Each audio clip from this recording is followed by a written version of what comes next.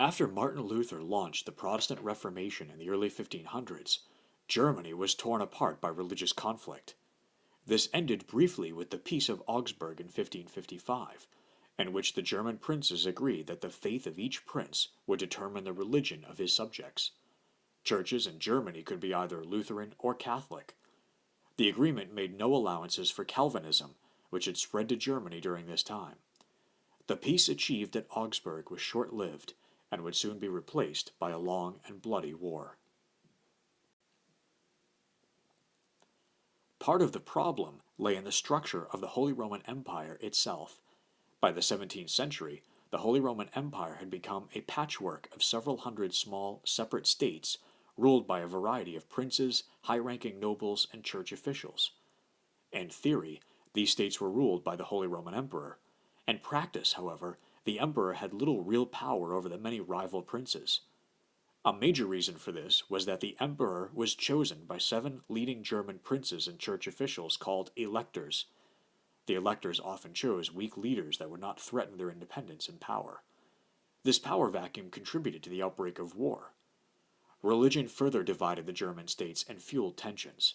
The North had become largely Protestant, while the South remained Catholic. The Lutheran princes formed an alliance called the Protestant Union, while the Catholic princes formed their own alliance called the Catholic League. Hostilities began in 1618 with a dispute over religious and political authority in a region of the Holy Roman Empire called Bohemia, the present-day Czech Republic. The King of Bohemia and future Holy Roman Emperor Ferdinand II was head of the Habsburg family. As such, he ruled the Czech Kingdom of Bohemia. The Protestant nobles in Bohemia distrusted Ferdinand, who was both a foreigner and a Catholic. For his part, the intolerant Ferdinand tried to suppress Protestantism in Bohemia by raising taxes on Protestants and closing their churches. He also asserted his authority over the Czech nobility. In response to Ferdinand's policies, in May 1618, a few angry Protestant nobles tossed 2 of Ferdinand's royal officials out of a castle window in the city of Prague.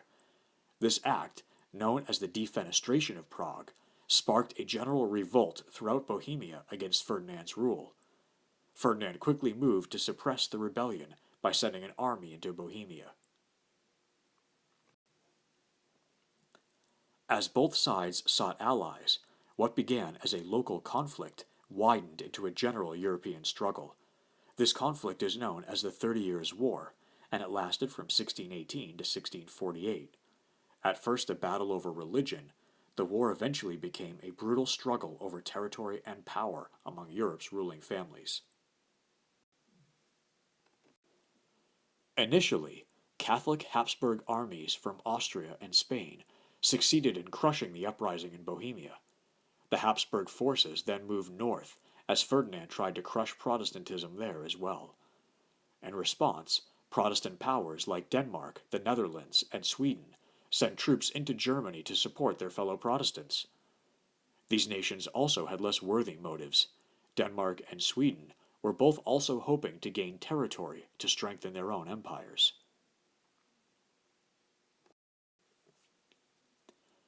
The Protestant leader Gustavus Adolphus of Sweden, in particular, had a major impact on the course of the war. Leading his highly trained and disciplined army, he shifted the tide of the war in 1630 by driving the Habsburg armies out of northern Germany. Although Gustavus was killed in battle in 1632, his forces continued fighting. Without his leadership, however, the Protestant cause faltered. The war witnessed many atrocities and terrible acts by both sides. The siege of Magdeburg in 1631 represents a particularly terrible example of the brutality of the war. The town had sided with the Protestants, so when the Holy Roman Emperor's forces stormed the city, they burned it to the ground and butchered 2/3 of the townspeople. One of the main reasons the war was so devastating was the widespread use of mercenaries, or soldiers for hire. Since many rulers could not afford to pay and supply their soldiers, they allowed their armies to live off the land by plundering the German countryside. Roving armies of mercenaries burned villages, destroyed crops, and killed without mercy. Murder and torture were followed by famine and disease. Cardinal Richelieu and his successor, Cardinal Mazarin, who served as advisors to the kings of France, dominated the last years of the war. Although Catholic, these two cardinals feared the Habsburgs more than the Protestants. They did not want other European rulers to have as much power as the French king. Therefore, in 1635, Richelieu sent French troops to join the German and Swedish Protestants in their struggle against the Catholic Habsburg armies.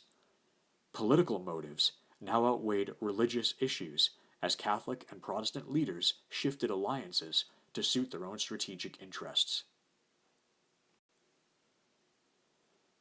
By the time the war ended in 1648, it had done great damage to Germany.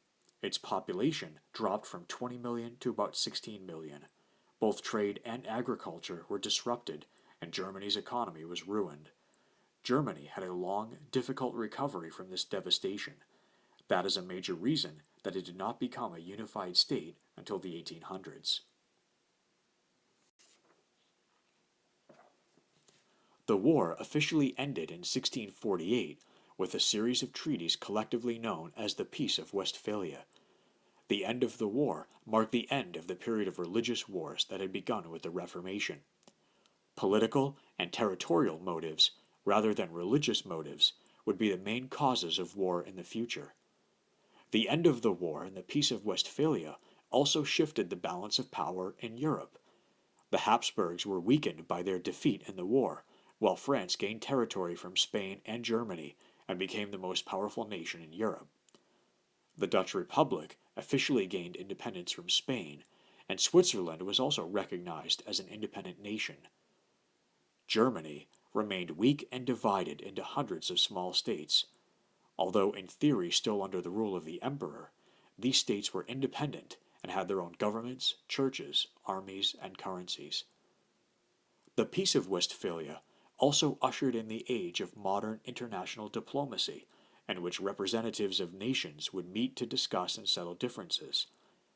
Instead of a unified Christian world, Europe was now recognized by all as a group of independent states pursuing their own strategic interests.